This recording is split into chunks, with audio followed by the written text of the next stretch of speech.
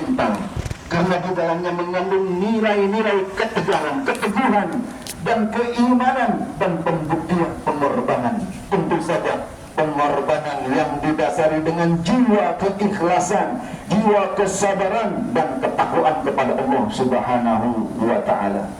Menunaikan ibadah haji adalah merupakan kewajiban bagi setiap muslim, bagi yang diberikan kemampuan. Hal ini telah ditegaskan oleh Allah Subhanahu wa Ta'ala dalam firman-Nya, "Walillahi 'alan nasi hajjul baiti man istata'a ilaihi sabila, wa man kafara fa innallaha ghaniyyun 'anil 'alamin."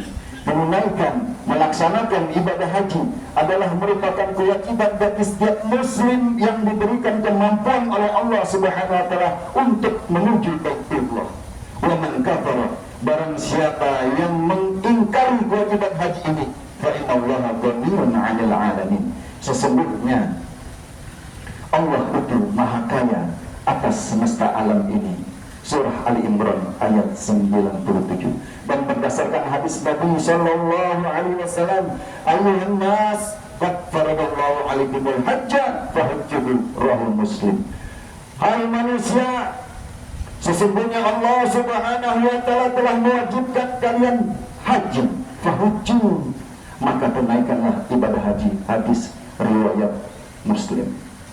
Saat ini umat muslim dari seluruh penjuru dengan beragam ras, suku, warna kulit, dan bangsa berkumpul di tanah suci untuk menunaikan ibadah haji dengan mengumandangkan kalimat talbiyah dengan ucapan labbaik Allahumma labbaik, labbaik la syarika lak labbaik, innal hamda wa ni'mata lak wal mulk la syarika lak, yang artinya aku datang memenuhi panggilan-Mu ya Allah, aku datang memenuhi panggilan-Mu ya Allah, la syarika lak, tiada sekutu bagimu, innal hamda wa ni'mata lak wal mulk, sesungguhnya segala kenikmatan, puji-pujian, kekuasaan, dan kerajaan hanya milik-Mu ya Allah, la syarika lak, tiada sekutu bagimu. Bagi umat muslim lainnya yang tidak melaksanakan ibadah haji tahun ini, mereka turut larut dalam mengagungkan dan membesarkan hari yang besar ini, yaitu dengan mengumandangkan kalimat takbir, tahlil, dan tahmid, serta menyembelih hewan-hewan kurban yang diawali dengan melaksanakan sholat sunnah 2 rakaat, sholat sunat Idul Adha, sebagaimana yang kita kerjakan pada pagi hari ini. Semoga puasa, sholat, dan kurban kita diterima Allah Subhanahu wa Ta'ala. Amin ya rabbal alamin. Ibadah haji identik, dan ini adalah puncak dari ibadah haji tersebut. Barang siapa yang tidak melakukan ini rukun-rukun haji, maka hajinya sudah dipastikan tidak sah. Salah satu rukun yang sangat sentral yaitu wukuf di Arafah. Al-hajju Arafah, kata Rasulullah SAW. Haji itu wukuf di Arafah, berdiam di Arafah, berhenti di Arafah, meskipun ia sakit dibawa ke padang Arafah, berhenti. Mari kita simak. Kadangkala kita memang membutuhkan waktu untuk berhenti sejenak, berhenti dari aktivitas dan rutinitas keduniawian. Untuk apa? Untuk berkontemplasi, merenung, berpikir jernih, untuk merencanakan dan mengagendakan kehidupan dunia dengan kehidupan akhirat yang abadi. Jadi kita tidak terlena dengan keindahan dunia, terbuai dengan hiruk-pikuk dunia, sehingga kita lalai mementingkan dunia ketimbang urusan akhirat. Ini Allah Subhanahu wa Ta'ala telah ingatkan, wa amaman tudu wa asarul hayatad dunya fa innal jahima hiyal ma'wa. Barang siapa yang melampaui batas dan lebih mementingkan urusan dunia, fa innal jahima hiyal ma'wa, sesungguhnya tempat kembalinya adalah neraka. Na'udzubillah. Surah An-Nazi'at ayat 38. Ma'asyarul muslimin rahimakumullah. Dan padang Arafah ini juga merupakan padang mahsyar, di mana manusia nanti dikumpulkan di padang mahsyar dalam keadaan cemas, dalam keadaan takut, menanti keputusan Allah Subhanahu wa Ta'ala. Surgakah ia ataukah neraka ia? Begitu juga di padang mahsyar berkontemplasi, merenung. Begitu juga kita yang tidak melaksanakan ibadah haji, disunahkan puasa sunnah hari Arafah untuk berkontemplasi, merenung apa persiapan kita setelah kehidupan ini. Dan juga di padang Arafah kita dapat melihat hikmahnya bahwa mereka dikumpulkan oleh Allah Subhanahu wa taala dengan beraneka ragam ras, suku, kebudayaan dan bangsa.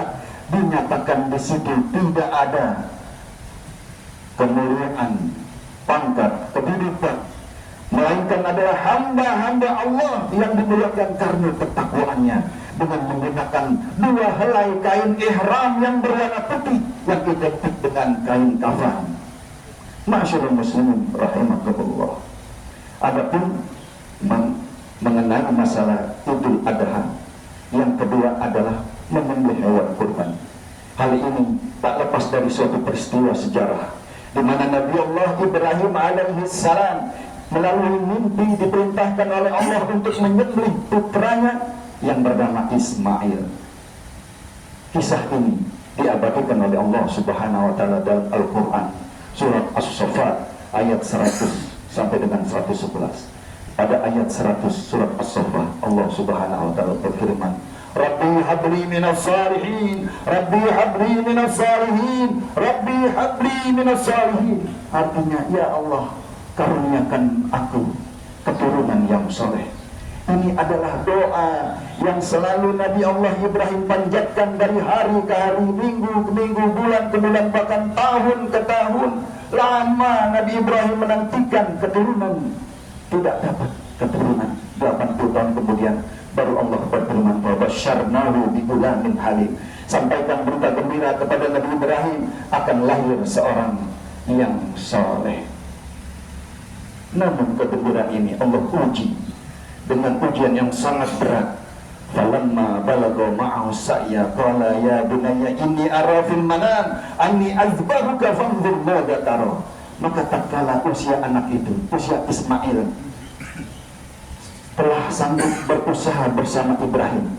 Artinya di dalam tafsir Jalalain dijelaskan bahwa umur Nabi Ismail itu baina sab'ah wa isna asar, antara 7 dengan 12 tahun. Qala ya bunayya inni ara fil manam. Ibrahim berkata kepada anaknya, ya bunayya, wahai anakku, inni ara fil manam, sungguh aku melihat dalam mimpiku, anni azbahuka, aku menyembelihmu, fanzur madza tara. Lihat, coba perhatikan bagaimana pendapatmu. Mendengar pertanyaan dan pernyataan dari ayahnya ini, Ibrahim alaihissalam, Nabi Ismail yang masih bocah kala itu menjawab dengan penuh ketegasan, dengan penuh keyakinan, ya abatif al-matumar satajiduni insyaallahu minas sabirin. Wahai ayahku, laksanakanlah apa yang Allah perintahkan kepadamu, sembelih aku. Bayangkan saudara, itulah ciri anak yang soleh, berbakti kepada orang tua sekaligus berbakti kepada Allah Subhanahu wa taala. Berkat apa? Berkat doa orang tua. Sebelum cabang bayi ada, sudah berdoa, Rabbi habli minas sholihin.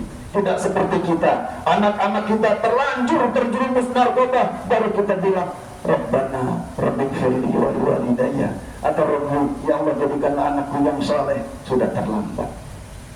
Inilah ciri orang tua dalam mendidik keluarga. Lalu falamma aslama wa tallahu lil jabin, Ibrahim melaksanakan perintah Allah ini. Walamma aslama, dan tatkala aslama, berserah diri, pasrah. Siapa yang pasrah? Nabi Ibrahim berserah diri, Nabi Ismail berserah diri kepada Allah untuk disembelih. Nabi Ibrahim melaksanakan tugasnya dalam mimpinya. Wa tallahu lil jabin, maka Ibrahim membaringkan Ismail di atas betisnya. Kemudian ia cabut goloknya yang telah ia persiapkan, ia asah dengan begitu tajamnya. Lalu ia golok pisau itu di leher Ismail. Namun pisau yang sangat tajam itu tidak dapat melukai Ismail. Lalu Ibrahim asah kembali pisau itu setajam-tajamnya. Apabila pisau itu ia cobakan ke batu, maka batu itu terbelah, tertanda bahwa pisau itu sangat tajam. Lalu ia coba sekali lagi, ia jalankan pisau yang sangat tajam itu di leher Ismail, tetapi sekali lagi Ismail tidak terluka sama sekali dengan pisau. Pada saat-saat itulah Allah Subhanahu wa taala berfirman, "Wa nadainahu ya Ibrahim, wahai Ibrahim." Stop. Jangan lanjutkan. Jangan lanjutkan. Qad sadaqta ru'ya inna kadzalika najzil muhsinin. Karena engkau sesungguhnya telah melaksanakan mimpimu, engkau telah melaksanakan nazarmu, engkau telah melaksanakan perintahku. Wa kadzalika najzil muhsinin. Demikian juga Allah memberikan balasan bagi orang-orang yang berbuat baik. Wa fadainahu bizibhin azim.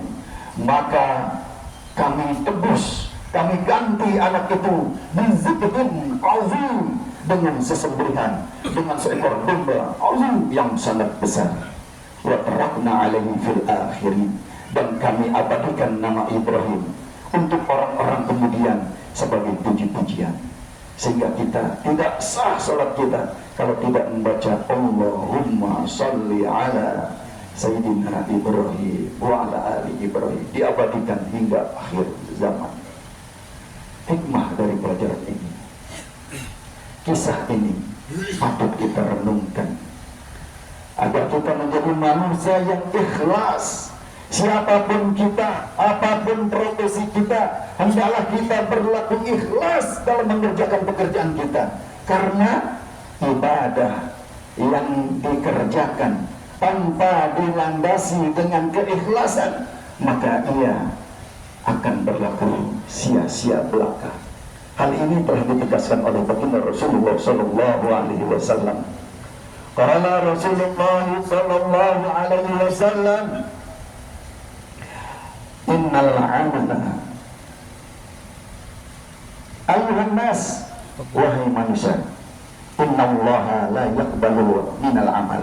Sesungguhnya Allah tidak menerima suatu amal ibadah perbuatan illa ikhlas, kecuali dengan ikhlas, wa bihi wajhu, dan mengharapkan ridha Allah Subhanahu wa taala. Hadis riwayat Muslim. Untuk itu marilah kita menjadikan pribadi-pribadi kita pribadi yang lebih meningkat keimanan dan ketakwaan kita dengan kita turut mensyiarkan, menjalankan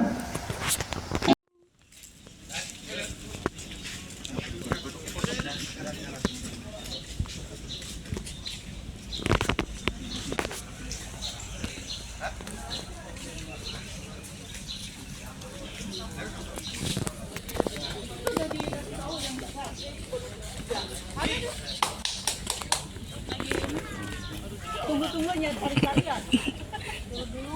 Jadi yang jaga udah dijemput. Oh ya udah.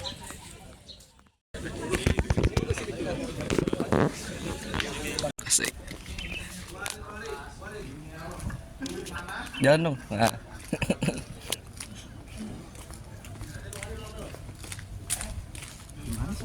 Di situ.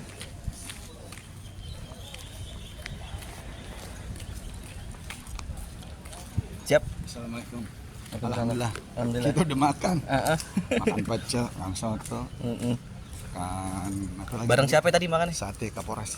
Sate. Yang terhormat Bapak Kapolres. Kapolres. Bapak apa itu namanya? Bapak Jarot. Iya, Bapak Jarot. Benar. Bapak mana nih, Sun? Di situ tadi kiri. Kita nggak mau ini foto-foto dulu gitu. Lagi di Ancol, guys. Ini Bang Haji nih.